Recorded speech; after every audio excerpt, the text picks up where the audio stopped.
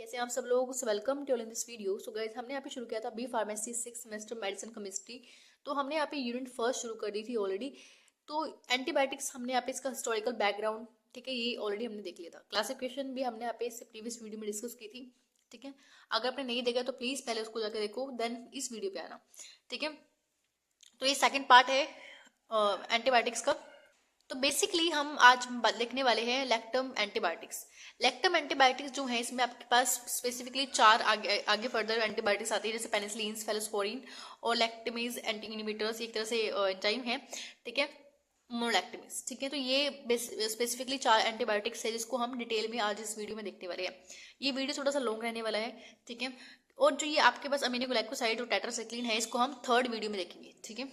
अब देखो यहाँ पे आप एंटीबायोटिक्स तो पढ़ लोगे, ठीक है, हर कोई इंसान पढ़ लेगा, लेकिन मैं चाहती हूँ कि आप एंटीबायोटिक्स को कुछ इस तरह से पढ़ो।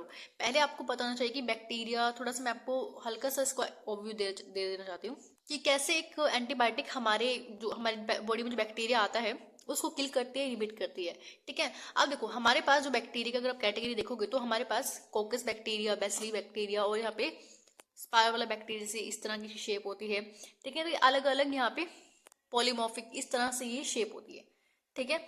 तो बेसिकली ये इस तरह की शेप रहेगी, तो आपने ऑलरेडी पढ़ा होगा। अगर कोकस में इस तरह से है, अगर दो लगे हैं तो यहाँ पे डाइफ्लो कोकस होगा, स्टेप्टोकोकस इस तरह से होगा क्योंकि काफी सारे हैं। अगर वो गुच्छे में, अंगूर की गुच्छे में है जैसे है, तो यहाँ पे स्टेफाइलोकोकस होगा। तो स्टेप्टोकोकस बिल्कुल अगर लीनियर में है, नंबर ऑफ बैक्टीरिया यहाँ पे कोकस अगर है, ठीक है। और नेक्स्ट जो बेसिली बैक्टीरिया है, ये बेसिकली आपका लैक्टोबैसिलस, अगर आपने देखा है दही के अंदर, तो इस तरह के कुछ इस तरह का बैक्टीरिया आपको शो होता है। इकोलाई भी इस तरह का ही शेप का होता है, ठीक है। और जो ये वाली शेप है यहाँ पे आपका जो ये बैक्टीरिया बेसिकली है, यहाँ पे हमने पहले भी बात की थी, ये आपका स्फेलिसिस का बैक्टीरिया जो स्फेलिसिस कोज करता है। यहाँ पे शायद ई है, ठीक है, वाई की जगह ई लिख लेना एक बार, शायद एक बार देख लेना कि वाई है ई है, ठीक है। ये बेसिकली बैक्टीरिया है स्फेलिसिस का, ठीक है, जो आपका स्फेलिसिस कोज करते हैं। नेक्स्ट आपका होता है ये आपका, इसमें जो बैक्टीरिया होते हैं ना, इसमें कोई स्पेसिफिक शेप नहीं होती इनकी, ठीक है। ये रैंडमली कोई भी शेप आप ले लेते हैं, ठीक है। अब इसके में जो आता है माइक्रोप्लाज्म, माइक्रोप्लाज्म के अंदर कोई सेल वॉल नहीं होती, ठीक है, जल्दी ही मर जाते हैं, ठीक है।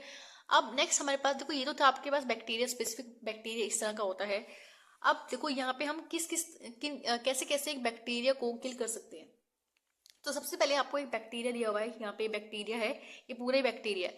ये बैक्टीरिया का मतलब सेल मेम्ब्रेन है, ये आपकी सेल मेम्ब्रेन है ब्लैक वाली। और उसके बाद यहाँ पे आपको डीएनए न्यूक्लियस आपको दिखाया हुआ है, ठीक है। और यहाँ पे इसका जो है, इसका एक प्रिवेंटिव जो प्रिवेंट करती है इसको मतलब इसको एक तरह से प्रोटेक्शन लेयर है, इसकी तरह से प्रोटेक्शन वॉल है, जिसको हम सेल वॉल बोल देते हैं। अब सेल वॉल जो है ये बहुत ज्यादा इंपॉर्टेंट होती है किसी बैक्टीरिया के लिए। अगर ये किसी बैक्टीरिया के पास नहीं है तो इट मीन्स कि वो जल्दी मर जाएगा, उसकी जो लाइफ स्पेन है वो जल्दी खत्म हो जाएगी। इस तरह से आप इसको लर्न कर सकते हो। अब अगर देखो, अगर हम देखो बैक्टीरिया तो क्या होता है, हमारे लिए हार्मफुल होता है, ठीक है।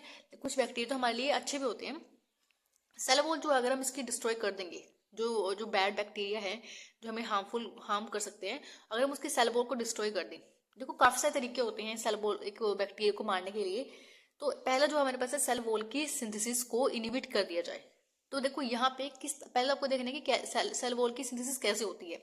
अब देखो यहाँ पे एक तरह से आपको ये जो चेन दिखाई दे रही है, एक दो चेन है, ठीक है। देखो यहाँ पे पहले तो ये वाली है और दूसरी ऊपर वाली। अगर हम अगर इन दोनों को लिंक करता है, यहाँ पे जो ट्रांसपेप्टाइडेज एंजाइम है, इन दोनों को लिंक करता है, इस तरह से ये लिंक करता है इसको। अगर हम इस ट्रांसपेप्टाइडेज एंजाइम को यहाँ पे इनहिबिट कर दें तो क्या होगा, ये सेल वॉल तो डिस्ट्रॉय हो जाएगी। तो इस तरह से हम सेल वॉल की सिंथेसिस को यहाँ पे करते हैं, रोकते हैं मतलब, ठीक है। तो यहाँ पे वो लिखा हुआ है सेल वॉल की सिंथेसिस को इनहिबिट कैसे करेंगे, इनहिबिट द ट्रांसपेप्टाइडेज एंजाइम। ये ट्रांसपेप्टाइडेज एंजाइम है, इसको इनहिबिट कर दो, सेल वॉल अपने आप डिस्ट्रॉय हो जाएगी। तो यहाँ पे इसके एग्जांपल दिए हुए हैं, पेनिसिलिन हो गया। तो पेनिसिलिन का आपको एक चीज लर्न रखना है कि अभी हम पेनिसिलिन पढ़ेंगे ना, तो पेनिसिलिन में यही जो आपका मैकेनिज्म ऑफ एक्शन है वो यही रहेगा, ठीक है। तो हम इसको आगे भी डिस्कस करेंगे। और उसके बाद काफी सारे देखो यहाँ लिखा हुआ है, स्पेलोस्पोरिन हो गया, मोनोलैक्टमीज, तो काफी सारे इस तरह से ये है, ठीक है। तो बेसिकली ये एक तरह से ओवी में आपको दे रही हूँ। अब देखो दूसरा जगह क्या रह सकता है, इसमें हम सेल मेम्ब्रेन लीकेज कर सकते हैं। इसमें क्या करते हैं, मिस कोडिंग ऑफ एमआरएनए करते हैं बेसिकली, ठीक है। यानी जो एमआरएनए है, देखो यहाँ पे क्या होता है, अगर आप देखोगे ये आपका एमआरएनए है और इसका ही एंटीकोडोन जिसको हम बोलते हैं एंटीकोडोन, इसके पॉजिटिव ऊपर एंटीकोडोन होता है, ठीक है। अब देखो यहाँ पे बेसिकली क्या होता है, ए के साथ हमेशा टी लगता है, जी के साथ सी लगता है, सी के साथ जी, ऐसे मतलब होता है, ठीक है। और टी किसके साथ पेयर कैसे होता है, डबल बॉन्ड के साथ होती है, और इसके साथ ट्रिपल बॉन्ड के साथ होती है, ठीक है। तो यहाँ पे लिखा हुआ मैंने कि अगर हम यहाँ पे मिस कोडिंग कर देते हैं, देखो हमेशा टी के साथ ए ही आता है, ठीक है, ये आपका ऐसे सीरियल चलता है। लेकिन अगर हम यहाँ पे ए के साथ सी कर दें या सी के साथ ये जी, सी के साथ अगर हम टी कर दें तो यहाँ पे मिस लीडिंग हो जाएगी, ठीक है, मिस कोडिंग हो जाएगी mRNA की। तो अगर हम mRNA की मिस कोडिंग यहाँ पे कर देते हैं तो भी हम यहाँ पे कर सकते हैं, ठीक है। तो कौन कौन सी ड्रग होती हैं जो ये काम करती हैं, जैसे पॉलीमाइसिन हो गया, अमीनो ग्लाइकोसाइड जितनी भी होती है ना, इस तरह से मिस कोडिंग करती हैं mRNA की, ठीक है। तो एक तरह से ये हो गया। अब तीसरा अगर हम देखते हैं कि वो है interference with the DNA synthesis. अगर हम डीएनए की सिंथेसिस को यहाँ पे अगर उसमें इंटरफेरेंस कर दे तो कैसे कर सकते हैं, देखो पहले तो हम देखते हैं यहाँ पे, देखो डीएनए में क्या होता है, जैसे अभी आपके पास एक डीएनए है, अगर हम इससे 2 डीएनए बना देते हैं तो क्या हो जाता है, डीएनए की सिंथेसिस हो जाती है, ठीक है। अगर हम ये डीएनए ना बनाने दे बैक्टीरिया को, अगर बैक्टीरिया में डीएनए बन रहा है ना, तभी तो आगे जाके इतना वो वास्ट ग्रो कर पा रहा है। अगर हम इसको ही इनिबिट कर दे तो कैसे ग्रो करेगा वो, तो एक तरह से हम डीएनए की सिंथेसिस को यहाँ पे रोक देते हैं।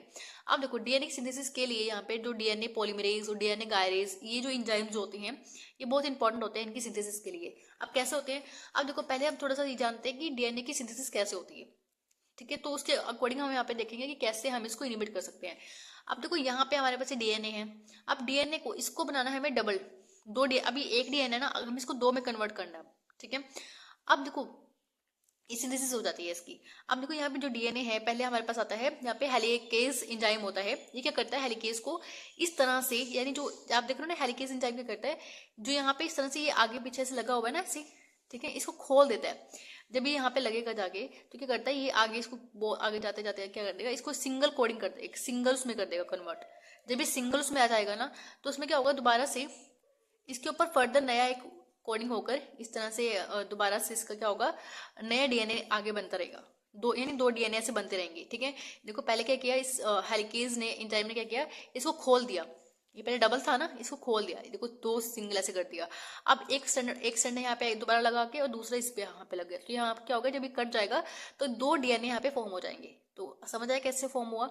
अब देखो यहाँ पे क्या होता है, यहाँ पे डीएनए गायरेज जो होता है यहाँ पे लगा होता है, ठीक है।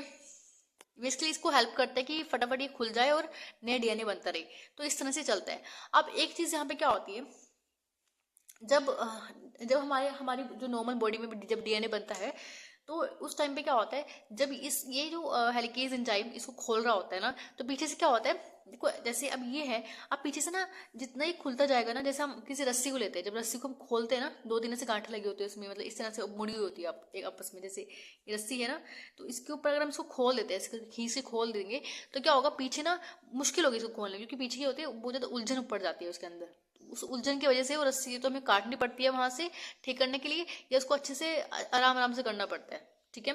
तो ऐसे यहाँ पे भी होता है, ये भी एक तरह से रस्सी की तरह होता है।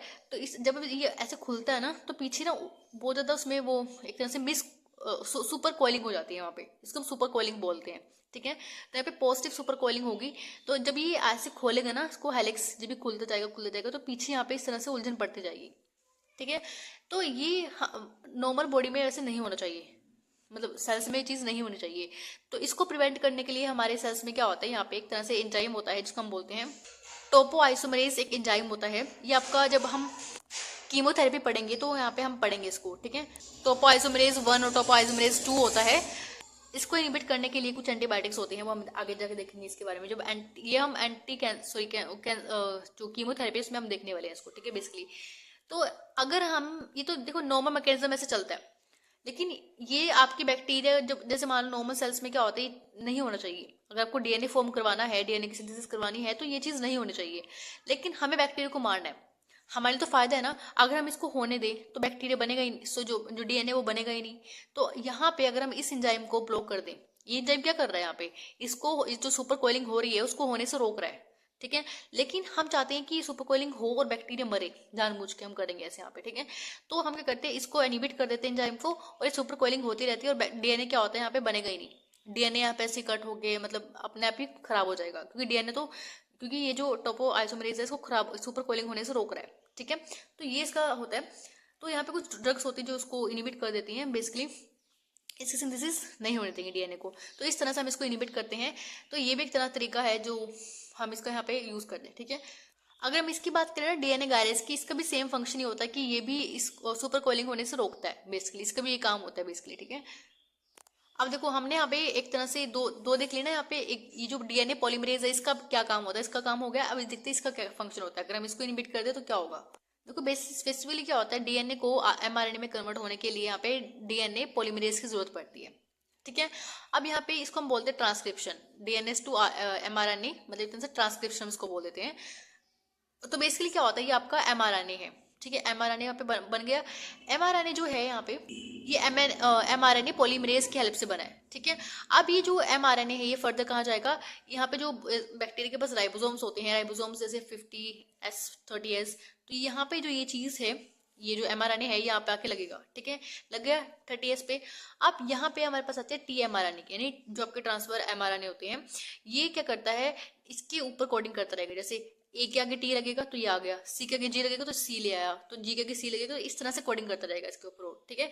तो इस तरह से क्या होगा, हमारा प्रोटीन बन जाएगा यहाँ पे, ठीक है, ट्रांसलेशन हो जाएगा। तो ये इस चीज को अगर हम रोक देते हैं, अगर हम इस प्रोटीन सिंथेसिस को कैसे रोकेंगे, इस 50S को और जो 30S राइबोसोम है इसको इनिबिट कर देते हैं, ये मैंने आपको पहले भी बताया था। नेक्स्ट, अगर हम इस आरएनए पॉलीमरेज को इनिबिट कर देते हैं तो क्या ये जो यहाँ पे प्रोसेस हो रही है, क्या ये हो पाएगी, बिल्कुल भी नहीं। तो अगर हम इस आरएनए पॉलीमरेज को इनिबिट कर दें, देखो यहाँ पे हमारे पास ड्रग दी हुई है रिफाम्पिन, तो ये आपका टीबी में, लेप्रोसिस में इस्तेमाल होती है बेसिकली, ठीक है।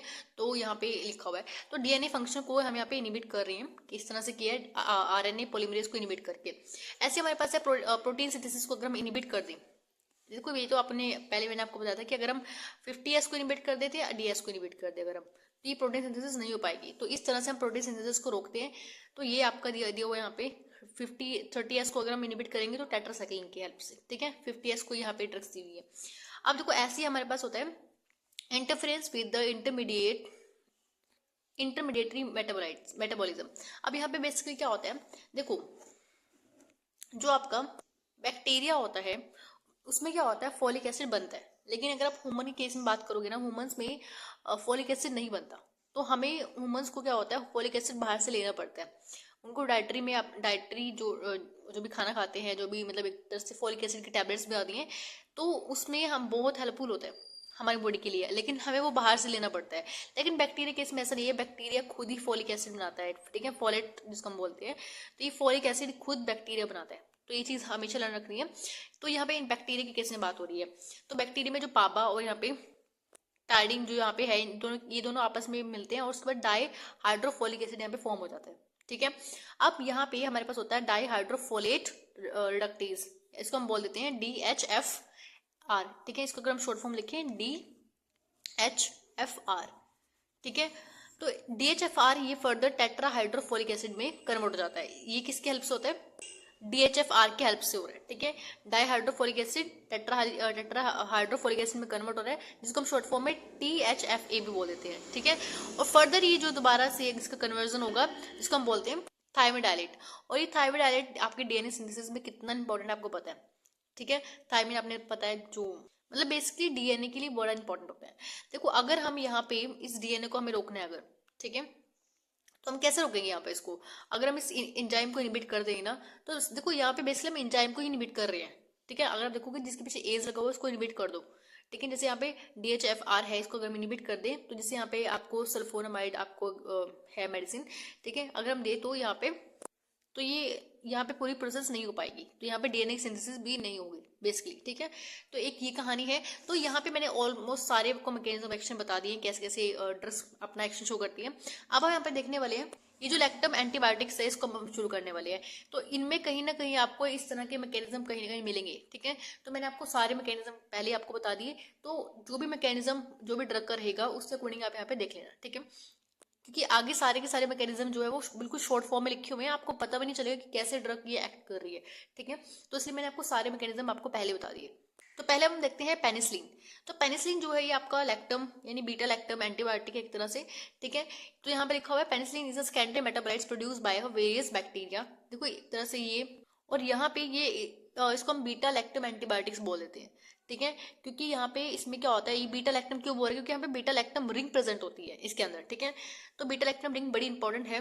अब देखो नेक्स्ट, जो बैक्टीरियल इन्फेक्शन है is caused by a millions of tiny bacterias that are trying to serving by the multiplying in the host. यानी जब बैक्टीरिया हमारी बॉडी के अंदर ऊपर अटैक करता है तो वो अंदर हमारी बॉडी के अंदर मल्टीप्लाई होता है, वो वहां पे डिसीजेस कोज करता है, यहाँ पे वो लिखा हुआ है antibiotics attack and kill this bacteria. लेकिन जो हमारे बैक्टीरिया जो आया है हमारी बॉडी में, तो उसको कौन किल करेगा, एंटीबायोटिक से किल करता है, वो लिखा हुआ है यहाँ पे, ठीक है। अब नेक्स्ट देखो, जो आपका पेनिसिलिन है, पेनिसिलिन के बारे में हम पढ़ रहे तो ऑब्वियस सी बात है, पेनिसिलिन की जो पूरी क्लासिफिकेशन हम देखने वाले हैं, नोमेनक्लेचर, स्टीरियोकेमिस्ट्री क्या है उसकी सब यहाँ पे हम देखेंगे, ठीक है। तो यहाँ पे पेनिसिलिन आपको जो है ये पेनिसिलिनम नोटेटम से हम ऑब्टेन करते थे पहले, या अभी भी वैसे करते हैं, लेकिन अभी भी अब यहाँ पे हम ये पेनिसिलियम नोटेटम जो है एक तरह से फंगस है, ठीक है। और जो अब हम अगर हम बात करते हैं, now it is extracted from Penicillium chrysogenum, ठीक है। इसके थ्रू भी हम यहाँ पे पेनिसिलिन को ऑब्टेन करते हैं। अब देखो ये अलेक्जेंडर फ्लेमिंग्स ने इसको डिस्कवर किया था 1928 में। पेनिसिलिन जी जो है it is the first antibiotic introduce into a chemotherapy, ठीक है। अब हम देखते हैं नोमेनक्लेचर ऑफ पेनिसिलिन। पेनिसिलिन एक तरह से यहाँ पे बीटा लैक्टम एंटीबायोटिक्स है, वो यहाँ पे लिखा हुआ है अगेन अगेन, ठीक है। अब देखो according to this chemical abstract system, numbering starts atom is assigned as a 1, ठीक है, नंबर 1, और नाइट्रोजन जो यहाँ पे इसको हम साइन 4 से करते हैं। अब इसका मतलब क्या है, मैं आपको थोड़ा आगे जाके दिखाती हूँ। अब देखो यहाँ पे आपको ये पेनिसिलिन का बिल्कुल सिंपल सा स्ट्रक्चर दिया हुआ है, ठीक है। यहाँ पर इसके अंदर देखो, पहले तो ये आपका बीटा लैक्टम रिंग है, ठीक है, ये आपका कार्बोक्सिलिक एसिड है, यहाँ पे थायाजोलिडीन रिंग लगी हुई है, और यहाँ पे आपका एसाइक्लोअमीनो साइड चेन है, ठीक है। तो ये आपको इस तरह से पूरा नोमेनक्लेचर जो भी इसमें रहेगा इसमें, ठीक है, आपको पूरा बताना है इसका, ठीक है, एक एक पार्ट आपको बताना है। अब देखो यहाँ पे जो लिखा हुआ था ना, सल्फर के 1 लग रहा है, नाइट्रोजन में 4, इसका मतलब क्या है कि हमें यहाँ पे जो अगर हम इसकी काउंट नंबरिंग करें तो नंबरिंग 1 2 3 4 इस तरह से नंबरिंग होगी, ठीक है। अब 4 यहाँ पे 4 के बाद 5 इसको जाएगा, फिर 6, इस तरह से नंबरिंग चलती है, ठीक है। अब यहाँ पे लिखा हुआ था जो एस है वो नंबर 1 पे आ रहा है, नाइट्रोजन जो है वो 4 नंबर पे आ रहा है, वो यहाँ पे लिखा हुआ जो मैंने आपको दिखाया नोमेनक्लेचर में। नोमेनक्लेचर में कुछ नहीं है, बस इसका क्या करना है, हमें पूरी की नोमेनक्लेचरिंग जो नेम है इसका, ठीक है, आईयूपैक नेम है वो लिखना है यहाँ पे। ये आपको आना चाहिए क्योंकि एग्जाम में कई बार पूछा गया है, नोमेनक्लेचर ऑफ पेनिसिलिन, ठीक है। तो ये बिल्कुल बेसिक सा दिया हुआ है। तो यहाँ पे बेसिकली क्या है, देखो 6 नंबर पे क्या लगा हुआ है हमारे पास, ए साइक्लोअमीनो यहाँ पे लगा हुआ है, ठीक है, ए साइक्लोअमीनो लगा हुआ है। उसके बाद 2 पे 2 यानी यहाँ पे 2 बार, ठीक है, 2 आएगा क्योंकि यहाँ पे 2 मिथाइल लगा हुआ है, तो डाइमिथाइल। और यहाँ पे 3 पे क्या लगा हुआ है, कार्बोक्सिलिक एसिड, फिर यहाँ पे फिनो। इस तरह से इसका नोमेनक्लेचर आपको लर्न करना है। नेक्स्ट हम देखते हैं इसकी स्टीरियोकेमिस्ट्री।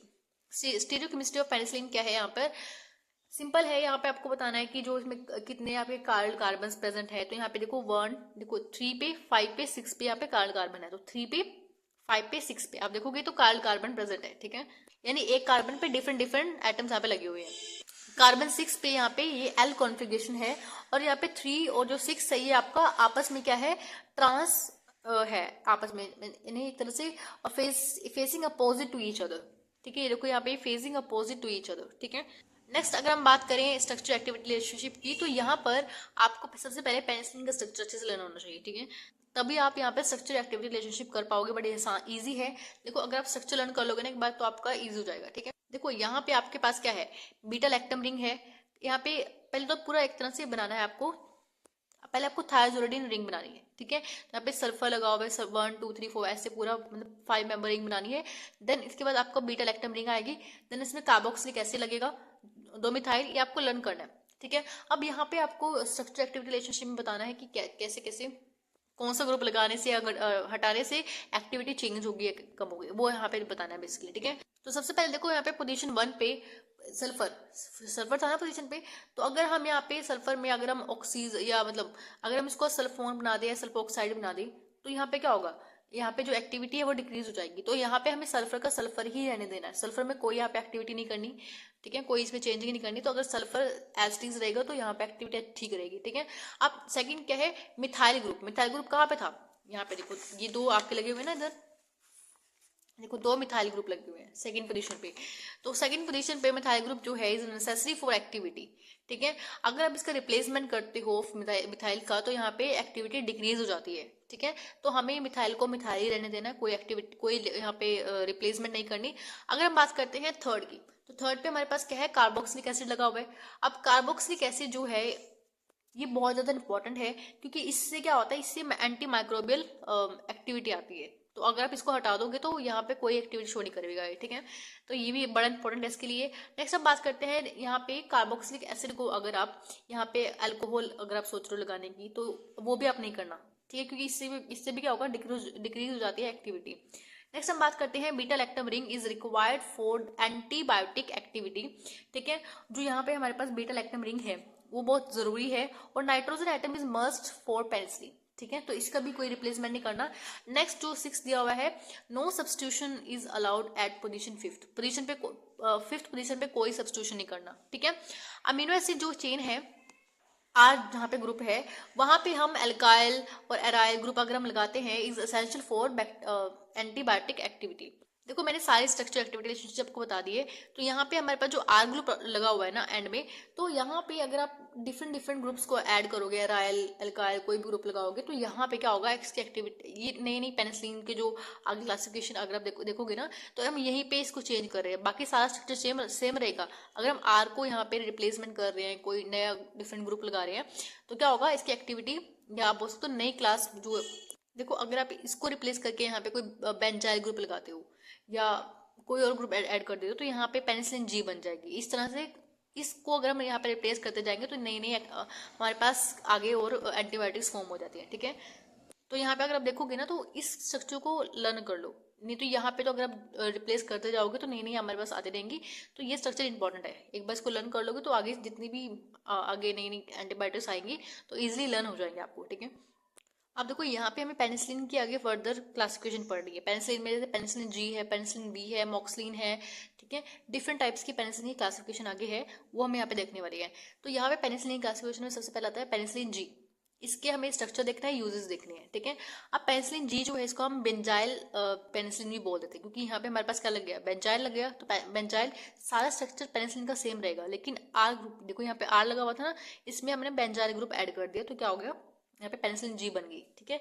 इसकी यूजेस क्या है, नैरो स्पेक्ट्रम एंटीबायोटिक है, ये ज्यादा बैक्टीरिया को किल नहीं करती, ठीक है। सिंगल स्पीशीज ऑफ माइक्रोऑर्गेनिजम्स को यहाँ पे किल करती है। Is use to treat the various bacterial infections caused by a streptococcus हो गया, मेनिंजोकोकस हो गया, ठीक है, ग्राम पॉजिटिव जो bacillum in different kinds of species जो होते हैं बैक्टीरिया को उसको किल करती है, ठीक है। अब देखो यहाँ पे थर्ड पे क्या लिखा हुआ है, strain of streptococcus and Neisseria gonorrhoea जो स्पीशीज होती हैं shows resistant by releasing beta lactam enzyme. Beta lactam जो एंजाइम्स होता है, बीटा लैक्टमेज एंजाइम जो होता है, देखो यहाँ पे क्या होता है, रेजिस्टेंस शो कर रही है। जो ये बैक्टीरिया ये स्टेन है ये इससे रेजिस्टेंट, यानी एक तरह से अगर आप इन बैक्टीरिया इन्फेक्शंस में अगर ये एंटीबायोटिक लोगे तो ये कोई असर नहीं करेगी, ठीक है। तो इसने क्योंकि इस बैक्टीरिया ने अपने आप को रेजिस्ट कर लिया है इन एंटीबायोटिक के अगेंस्ट, ठीक है। तो जितना मर्जी ये ऐसे वाली एंटीबायोटिक खाते रहो ये बीमारियां ठीक नहीं होंगी, ठीक है। इनको स्पेसिफिकली जो भी इनका ट्रीटमेंट है वो देना पड़ता है, ठीक है। अब नेक्स्ट हमारे पास है पेनिसिलिन वी, इसको हम फिनॉक्सी मिथाइल पेनिसिलिन भी बोल देते हैं। तो यहाँ पे इसका फिनॉक्सी मिथाइल ग्रुप लगा हुआ है, बाकी सारा स्ट्रक्चर सेम रहेगा, ठीक है। तो एक बार इसको बना के जरूर देखना अपने हाथों से, ठीक है। अगर आप नहीं बना रहे हो तो आपको इजिली लर्न नहीं होंगी ये चीज, ठीक है। ये आपका बेसिकली जो लंग के रिगार्डिंग होती है ना, जैसे आपको ब्रोंकाइटिस निमोनिया हो गया, ठीक है, लारिंजाइटिस यानी आपके लारिंग्स में अगर इन्फ्लेमेशन हो जाता है, soft tissue skin infection caused by a suspectable bacteria, तो उसके लिए ये इसका ट्रीटमेंट मतलब ये पेनिसिलिन उसमें दी जाती है, ठीक है। रोमेटिक फीवर में इसका इफेक्ट है, treat the oral cavity infection ही करती है, ठीक है। नेक्स्ट हम बात करते हैं एमॉक्सिलिन। एमॉक्सिलिन भी एक तरह से पेनिसिलिन की कैटेगरी के अंदर आता है, पेनिसिलिन की फर्दर कैटेगरी होती है, एमॉक्सिलिन उसका पार्ट है, ठीक है। तो यहाँ पे आप देखोगे ये जो ग्रुप है आर के हमें यहाँ पे रखा हुआ है, ठीक है। बाकी सारा स्ट्रक्चर ऑलमोस्ट सेम है। नेक्स्ट इसमें आपका देखोगे ये आपका साइनोसाइटिस एंड अदर जो अपर रेस्पिरेटरी ट्रैक इन्फेक्शंस होते हैं उसमें ट्रीट करती है। यूटीआई में इसका बड़ा इंपॉर्टेंट है, ठीक है, यानी यूटीआई के इन्फेक्शंस को भी ये ठीक करती है। नेक्स्ट आपका है prophylaxis treatment of bacteria endocarditis, prophylaxis, ठीक है। नेक्स्ट हमारे पास आता है आप जो ये एमोक्सिन है आप देखोगे फर्दर डॉक्टर आजकल बहुत इस्तेमाल करते हैं इसको, ठीक है। तो यहाँ पे treat the bacterial infections of the ear, nose, throat, और यहाँ पे जो आपका टॉन्सिल्स वगैरह होते हैं उनमें भी बड़ा इंपॉर्टेंट है, ठीक है। नेक्स्ट हम बात करते हैं क्लोक्सासिलिन। तो क्लोक्सासिलिन भी जो आपका ये पेनिसिलिन की कैटेगरी है, तो यहाँ पे इसका ये इस ग्रुप को अगर आप देखोगे ध्यान से तो ये आर की जगह पे लगा हुआ है, ठीक है। तो यहाँ पे बन जाता है हमारे पास क्लोक्सासिलिन। अगेन जो इसकी यूजेस है ये भी बैक्टीरियल इन्फेक्शन को किल करती है। सारे देखो इसमें लंग्स, जो स्किन हो गया, ब्लड, हार्ट, बोन, ये सब यहाँ पे बैक्टीरियल इन्फेक्शन को ट्रीट करती है, ठीक है। बाकी आप आगे देख लेना। नेक्स्ट हमारे पास है एम्पिसिलिन। एम्पिसिलिन भी इसकी ही कैटेगरी है, तो यहाँ पे हम बेसिकली एम्पिसिलिन में ये वाला ग्रुप जो यहाँ पे लगा रहे हैं, ठीक है। Ampicillin is treated the therapy of the meningitis, ठीक है। ब्रेन में जो हमारी लेयर्स होती हैं उसमें अगर इन्फेक्शन रहता है तो हम क्या बोलते हैं, मेनिंजाइटिस, ठीक है। तो ये थर्ड जनरेशन जो आपका सेफेलोस्पोरिन है वो, उसके साथ अगर हम देते हैं, ठीक है, तो इस पर थेरेपी होती है बेसिकली, ठीक है। अगर हम एम्पिसिलिन को along with the third generation जो स्पेलोस्पोरिन होते हैं अगर उसके साथ देते हैं तो यहाँ पे आपके मेनिंजाइटिस जो है वो ठीक हो सकती है, ठीक है। अब नेक्स्ट हमारे पास है बेसिकली हम इसको कॉम्बिनेशन में देते हैं, ठीक है।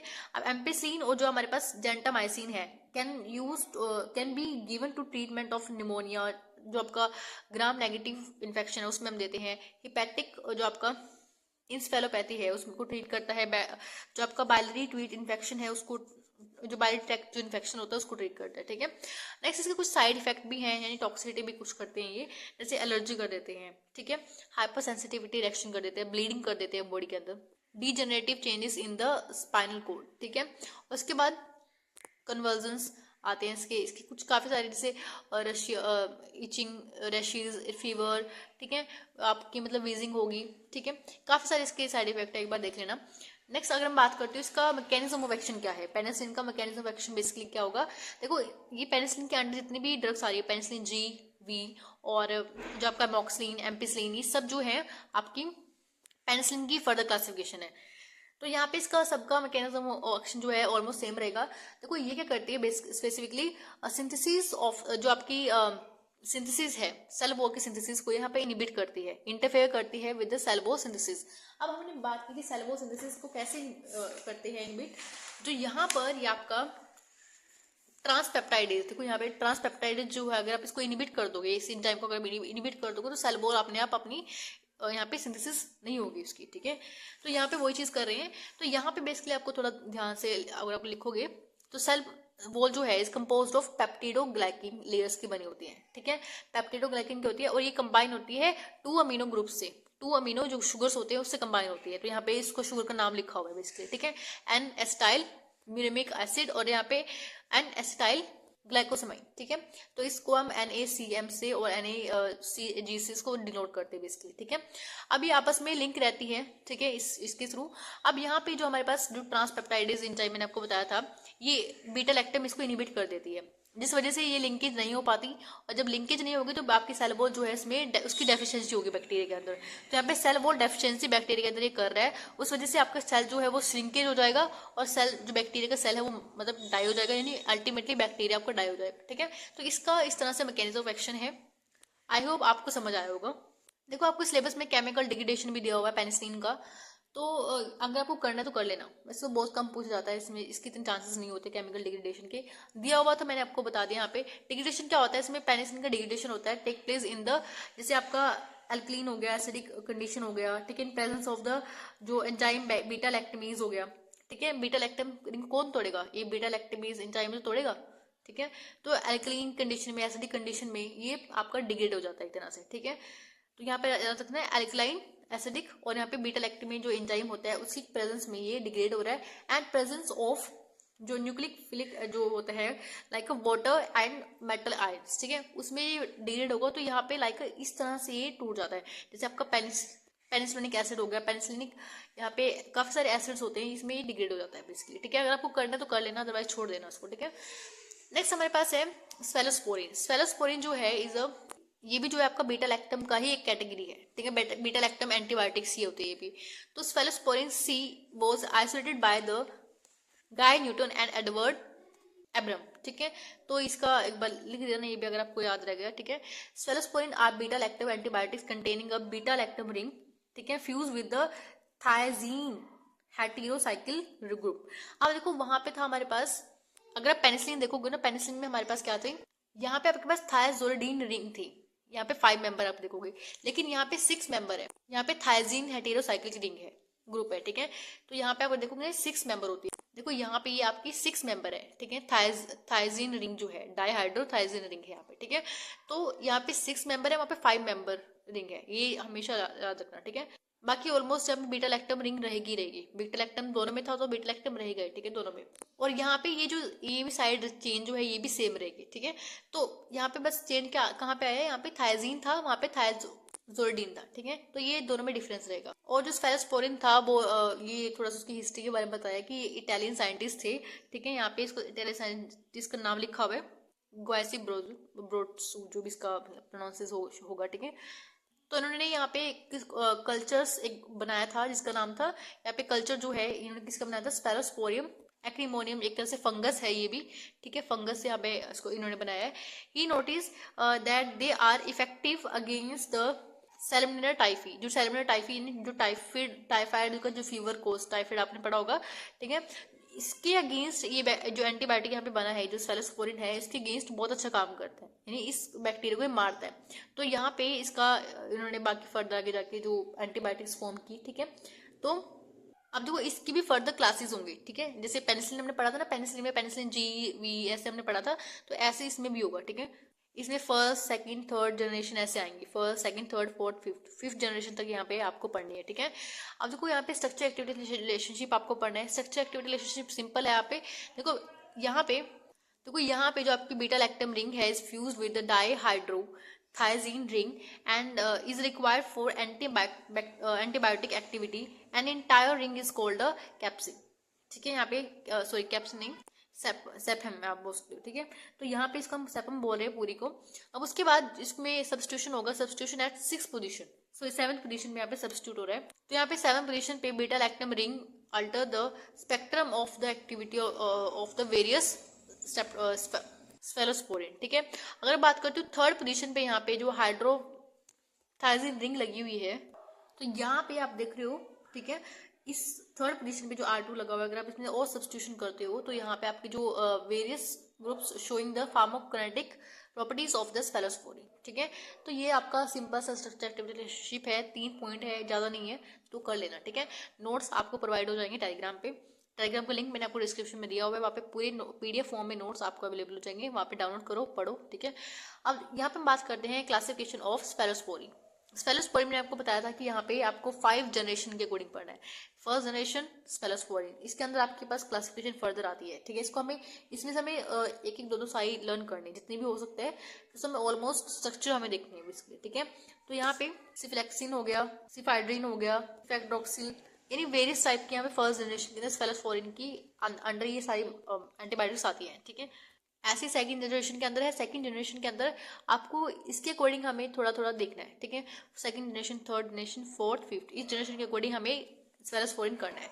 अब यहाँ पे हमें देखना है structure and it is uses, इसकी यूजेस क्या है। इस यूजेस जो है इसमें आपको सबसे पहले आपको दिया हुआ है फर्स्ट जनरेशन की है ये भी, ठीक है। देखो अब इसमें सारे नहीं करने, ये आपको देखना है इसमें कौन सा जनरेशन के अकॉर्डिंग ये आ रही है, बस मैं आपको सारे स्ट्रक्चर से बताती जाऊंगी, ठीक है। ये आपकी फर्स्ट जनरेशन की है, ठीक है, ये फर्स्ट जनरेशन में यहाँ पे लिख रही हूँ, ठीक है। तो यहाँ पे आपकी फर्स्ट जनरेशन क्या आती है, लिखा भी हो यहाँ पे, treated the infection cause by a gram positive bacteria, ठीक है। और यहाँ पे इसका अपर रेस्पिरेटरी ट्रैक में इन्फेक्शन में यूज होती है, ईयर आपकी यूटीआई में, बोन इन्फेक्शन, तो इनमें इसका इस्तेमाल होता है। ये भी आपकी फर्स्ट जनरेशन की है, स्फेलोस्पोरिन है, ठीक है। ये आपकी बैक्टीरिया इन्फेक्शन में इस्तेमाल होती है, थ्रोट का, स्किन का, यूटीआई का, ठीक है। ये ग्राम पॉजिटिव बैक्टीरिया को किल करती है, ट्रीट करती है, ठीक है। नेक्स्ट हमारे पास आता है ये आपकी जो है ये 3rd जनरेशन की है, ठीक है। ये 3rd जनरेशन की है, इसका स्ट्रक्चर ऑलमोस्ट सेम रहेगा, बस आप यहाँ पे जो R वाला है इसको चेंज करना है, एक R यहाँ पे था, R1 R2 यहाँ पे, इसमें कुछ सब्स्टिट्यूट करके आपको यहाँ पे आगे फर्दर क्लासिफिकेशन बनाई गई है, ठीक है। ये आपका यहाँ पे ग्राम नेगेटिव बैक्टीरिया इन्फेक्शन को ट्रीट करती है, ठीक है। आपको जो यहाँ पे बीटा लैक्टमेज एंजाइम और आपको जो टाइफाइड फीवर हो गया, बायरी ट्रैक्ट इन्फेक्शन हो गया, उसमें आपका बेसिकली ये रिस्ट्रिक्ट है, ठीक है। ऐसे आपके पास नेक्स्ट हमारे पास आती है ये वाली, ये फर्स्ट जनरेशन की है, ठीक है। तो फर्स्ट जनरेशन के अंदर आती है ये कंबाइन विद आपके पास प्रेडनिसोलोन एक तरह से होती है, ठीक है। इसको कंबाइन करके आप देते हो तो use to cattle for maintaining the intramammary memory, आपके जो ग्लैंड्स होते हैं इट्स प्रोडक्शन ऑफ मिल्क, ठीक है। तो यहाँ पे प्रोडक्शन ऑफ मिल्क को यहाँ पे बढ़ाने की बेसिकली बात की गई है, ठीक है। उसके बाद देखो यहाँ पे जो नेक्स्ट जो है, ये जो आपका सिफेप्रिल जो प्रिन जो है ये act as a intra uterine, ठीक है, preparation in a cattle, cattle में बेसिकली का होता है, ठीक है।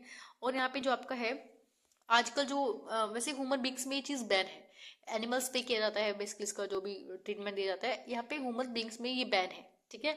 और नेक्स्ट देखो देखो बेसिकली क्योंकि ये आपके मिल्क प्रोडक्शन को बढ़ा रही है, ठीक है, और आपकी यूट्राइन को फंक्शन को इंटरप्ट कर रही है, तो ऑब्वियस सी बात है, तो ह्यूमन बींग्स में इसको थोड़ा देना यहाँ पे बैन किया हुआ है, ताकि अगर आप देखो किसी अगर मेल उसको लेता है, ठीक है, तो ऑब्वियस बात उसमें क्या होगा, पूरे इसको जो मिल्क प्रोडक्शन वगैरह है उसका बेसिस को दे किस में रहे हैं, मिल्क प्रोडक्शन में दे रहे हैं, कॉम्बिनेशन में दे रहे हैं इसको बेसिकली, ठीक है। लेकिन वही बात है, इसको ह्यूमन बींग्स में बस एक तरह से बैन किया हुआ है, ठीक है। नेक्स्ट हमारे पास है सिफिरॉक्सिन, ठीक है, ये भी आपकी है, ये बेसिकली सेकेंड जनरेशन की है, ठीक है। सेकेंड जनरेशन में आपका ये ट्रीट करती है ग्राम नेगेटिव बैक्टीरियाज को, ठीक है। Is safest antibiotic during pregnancy, आप प्रेगनेंसी के टाइम पे भी इसको दे सकते हो। लेकिन अगर आप देखोगे टेट्रासाइक्लिन जो है, टेट्रासाइक्लिन कभी भी प्रेगनेंसी के टाइम पे नहीं देते हैं, ठीक है। टेट्रासाइक्लिन जो एक तरह से ट्रेटोजेनिक एक्ट करती है, ठीक है, ट्रेटोजन है। तो यहाँ पे सेफेस्ट एंटीबायोटिक है during pregnancy and use to treat the आपका टॉन्सिल्स हो गया, ठीक है, अगर आपके लैरिंक्स में कोई इन्फ्लेमेशन हो जाए बैक्टीरिया, ठीक है। और उसके बाद आपकी थ्रोट इन्फेक्शन, निमोनिया, इन सब में आपका आता है यूटीआई वगैरह, ठीक है। उसकी अगर हम बात करते हैं कि भी साइड इफेक्ट्स आते हैं, साइड इफेक्ट में का pain, inflammation at the injection site, जहाँ पे इंजेक्ट करते हो तो वहाँ पे इन्फ्लेमेशन होती है, डायरिया हो सकता है, हाइपर सेंसिटिविटी रिएक्शन हो सकती है, नेफ्रोटॉक्सिसिटी हो सकती है, ठीक है, न्यूरोपीनिया हो सकता है, न्यूट्रोपीनिया सॉरी, और उसके बाद आते हैं थ्रोम्बोसाइटोपिनिया, ठीक है, ब्लीडिंग हो सकती है, पेन हो सकता है, आईएम इन्फेक्शन हो सकता है। तो ये काफी सारे इसके साइड इफेक्ट हैं। नेक्स्ट हम बात करते हैं बीटा लैक्टेमेज इनिबिटर्स की। बीटा लैक्टेमेज इनिबिटर्स जो है ये थोड़ा छोटा सा टॉपिक है, ज्यादा बड़ा टॉपिक नहीं है। देखो यहाँ पे बीटा लैक्टेमेज इनिबिटर जो है एक तरह से ये भी एक तरह से लैक्टम की ही क्लास है, ठीक है, लैक्टम एंटीबायोटिक की ही क्लास है। तो यहाँ पे एक तरह से एंजाइम होता है, बीटा लैक्टेमेज एंजाइम जो है एक तरह से बीटा लैक्टेम एंजाइम जो होता है उसको इनिबिट करता है, ठीक है। तो यहाँ पे beta lactamase inhibit the class of antibiotic during the antibiotic drugs that block the activity of beta lactamase enzyme which is responsible for the degradation of the beta lactam antibiotics. देखो यहाँ पे हमने बात की थी जो बीटा लैक्टम होता है कितना इंपॉर्टेंट होता है एक एंटीबायोटिक के लिए। अगर आप उस बीटा लैक्टम रिंग को यहाँ पे तोड़ दोगे या एक तरह से डिग्रेड कर दोगे, किसी भी तरह से उसको डिस्ट्रॉय कर दोगे रिंग को, तो क्या एंटीबायोटिक अपना असर दिखा पाएगी?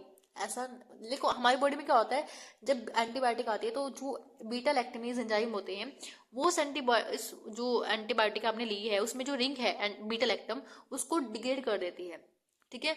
अब तो फिर एंटीबायोटिक तो इस काम की रही ही नहीं, ठीक है, क्योंकि उसमें जो बीटा लैक्टम रिंग थी जो रिस्पॉन्सिबल थी एंटीबायोटिक एक्शन के लिए, तो वो तो टूट गई, वो तो डिग्रेड हो गई। तो यहाँ पे इसको रोकने के लिए हम इस बीटा लैक्टमेज एंजाइम को इनिबिट करते हैं। तो इसमें हम देते हैं बीटा लैक्टमेज इनिबिटर्स एंजाइम, ठीक है, एंजाइम देते हैं, सॉरी एक तरह से इनिबिटर्स देते हैं, सॉरी, ठीक है। तो यहाँ पे इस बीटा लैक्टमेज एंजाइम को इनिबिट करते हैं स्पेसिफिकली। अब नेक्स्ट देखो यहाँ पे beta lactamase inhibit prevent the degradation of beta lactam antibiotics by acting on bacterial microorganisms, ठीक है। इसमें क्लेवरेनिक एसिड है और यहाँ पे थाइनामाइसिन, दो ही है, दोनों पढ़ने आपको। तो यहाँ पे पहला देखते हैं हम इसका ये स्ट्रक्चर बना हुआ है यहाँ पे, ठीक है। ये जो अगर हम इसको कॉम्बिनेशन में देते हैं अमोक्सिलिन, ठीक है, अमोक्सिलिन में भी क्या होती है आपका बीटा लैक्टम रिंग होती है, और अगर आप इसको दे दोगे ये एक क्या है, एक तरह से बीटा लैक्टम इनिबिटर है। अगर हम दोनों कॉम्बिनेशन में दोगे is used to treat the various bacterial infection, क्योंकि यहाँ पे बैक्टीरिया जो बीटा लैक्टम रिंग है वो टूटेगी नहीं इसकी वजह से। तो यहाँ पे various type of bacterial infection को हम यहाँ पे ट्रीट कर सकते हैं and to stop the growth of bacteria, ठीक है। ऐसी ये भी बड़ी ईजी है। इसमें भी क्या है कि जो आपका देखो पहली बात तो ये जो आपका ये जो है इनिबिटर जो है थाइनामाइसिन, ये नेचुरल है, ठीक है, नेचुरली प्रोड्यूस होता है बीटा लैक्टमेज इनिबिटर। और ये antibiotic is produce from streptomyces cattleya, ठीक है। तो इससे ये प्रोड्यूस होता है and use treat the gram negative and positive bacterial infection, ठीक है। तो ये तो बड़ा इजी है और एग्जाम में अगर आप आएगा तो इजीली लिख देना, ठीक है। लास्ट हमारा जो है मोनो लैक्टमेज, ठीक है। तो इसमें बेसिकली क्या है, ये भी जो है बीटा लैक्टम ही है, बीटा लैक्टम एंटीबायोटिक के अंडर ही आता है ये भी, ठीक है। तो जो आपका मोनोसाइक्लिक एंड जो bacteria produced beta lactam is antibiotics and beta lactam ring is not fuse to another ring, ठीक है। देखो यहाँ पे जो आपका बीटा लैक्टम रिंग है ना, जो बीटा लैक्टम रिंग थी, अगर आप देखोगे पेनिसिलिन के केस में वो डिफरेंट जो आपका थायरोजोलिडीन जो रिंग है उससे फ्यूज हो रखी थी फर्दर, ठीक है। लेकिन यहाँ पे ऐसा नहीं है, ये फर्दर किसी से फ्यूज नहीं होती है। अगर आप देखोगे इसका स्ट्रक्चर तो यहाँ पे देखो ये फर्दर किसी से आगे फर्दर फ्यूज नहीं है, कोई रिंग से फ्यूज नहीं है, ठीक है, वो यहाँ पे लिखा हुआ है, ठीक है। लेकिन मोनोलैक्टम जो है is are also called as monobactam, इसमें बैक्टम भी है। कई बार देखोगे यहाँ पे एल भी है और बी भी है, दोनों में कंफ्यूज नहीं होना, दोनों सही है। इसको हम बैक्टम भी बोलते हैं और लैक्टम भी बोल देते हैं, ठीक है। इसमें फर्दर इसके एग्जाम्पल दिए हुए हैं, ये एग्जाम्पल्स हमें आगे देखने हैं फर्दर क्लासिफिकेशन में। तो यहाँ पे इसका मैकेनिज्म ऑफ एक्शन क्या है, inhibit the bacteria growth by interfering with the ट्रांसपेप्टाइडेज reaction. जैसे वही है, ये सेल वॉल को सिंथेसिस को रोकती है, इनहिबिट करती है। ट्रांसपेप्टाइडेज आपको समझ आ गया होगा, ठीक है, मैं आपको दोबारा नहीं बताऊंगी। तो नेक्स्ट हमारे पास है ये क्या करती है, इसके साथ कोवलेंट बॉन्ड, एक तरह से कोवलेंटिंग बाइंडिंग कैसे होती है, यानी एक तरह से बहुत स्ट्रॉन्ग बाइंडिंग होती है। अगर एक बार स्ट्रॉन्ग बाइंडिंग कर ली इसके साथ तो ऑब्वियस ही बात है, तो क्या होगा, तो यहाँ पे ये जो बैक्टीरिया की सेल वॉल है ये बिल्कुल डिस्ट्रॉय हो जाएगी, ठीक है। तो यहाँ पे मोनोलैक्टम जो है covalenting bonding to the penicillin binding protein, जिसको हम पीबी बोल देते हैं, to prevent the growth of cell wall, ठीक है। और यहाँ पे जो आपका पेप्टिडो ग्लाइकन सिंथेसिस है वो यहाँ पे हो जाएगी, ठीक है। तो यहाँ पे आपके पास सबसे पहला एग्जांपल दिया है सल्फेसिजिन का, ठीक है। तो उसका स्ट्रक्चर एक बार इसको देख लेना, थोड़ा इजी स्ट्रक्चर, ज़्यादा मतलब बड़ा भी स्ट्रक्चर है, लेकिन ऑब्वियस बात आपको लर्न तो करना पड़ेगा। तो यहाँ पे it is active against gram negative bacteria and it's infection, ठीक है। ऐसे हमारे पास और भी दिए हुए हैं, एक बार इसको पढ़ लेना, ठीक है, नोट्स में प्रोवाइड करा दूंगी, बहुत ईजी सा है। तो यहाँ पे ऑलमोस्ट सारा हो चुका है, वीडियो जो है थोड़ी सी लेंथी हो गई है आई नो, लेकिन जो लैक्टम एंटीबायोटिक है वो यहाँ पे ऑलरेडी खत्म हो चुका है, ठीक है। हमने यहाँ पे सारा पेनिसिलिन, फेलोस्पोरिन, लैक्टमेज इनहिबिटर और यहाँ पे ये जो आपका मोनोबैक्टम या लैक्टम जो उसको बोल सकते हो, ये ऑलरेडी खत्म हो चुका है सारा, ठीक है। तो नेक्स्ट वीडियो में हम देखने वाले हैं अमीनो ग्लाइकोसाइड्स और टेट्रासाइक्लिन, ठीक है। तो नोट्स मैंने आपको ऑलरेडी बता दिया, टेलीग्राम पे मिलेंगे, टेलीग्राम का लिंक मैंने आपको डिस्क्रिप्शन में दिया हुआ है, जाओ और PDF फॉर्म में इसको डाउनलोड कर सकते हो, ठीक है। And thank you watching this video, have a nice day.